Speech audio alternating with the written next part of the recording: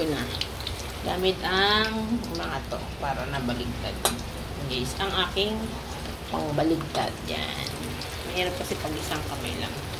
Dapat dalawang kamay kasi tatasik siya, guys.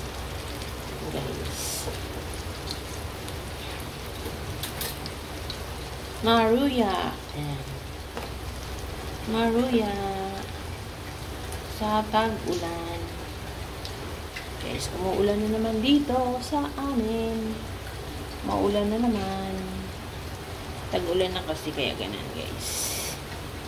Guys, baliktarin lang natin kasi para mag-balance ang luto niya.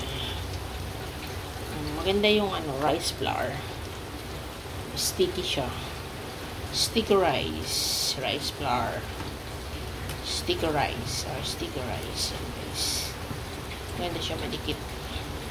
Madikit. Ay, kagulat ko. Gulat ako dun Yan, guys.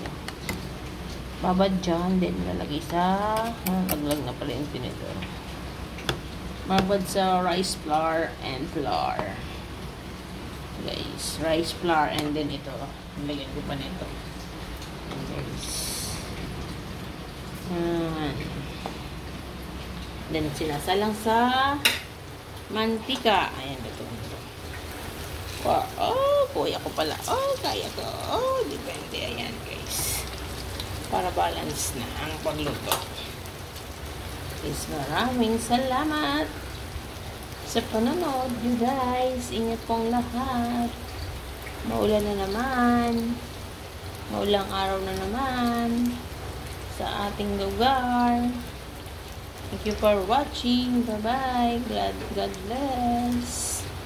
Thank you po sa sponsor ng banana. Sponsor po yan.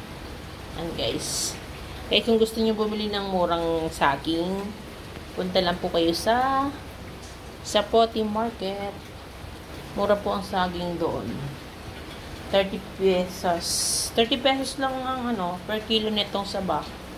Doon, guys. Kaso nga lang, matraffic. Dapat maaga kayong mamalengke sa Pote Market, guys. Ayun, dito na. Patilain na natin ang oil. Kurang saging, guys, doon. Kung mga nagninegosyo. Yung mga nagninegosyo ng pang turon. Ay, puta. Short, sorry. Aray ko, nabibila ko. And guys, ganyan, And guys, ginaganyan ko siya. Ayan. Ayan. Pagdikit-dikitin yan. Murang saging sa sa Pote Market.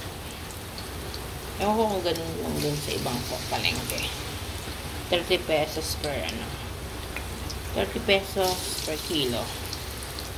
Guys, yan. Ating maruya, guys. Yan, ganyan.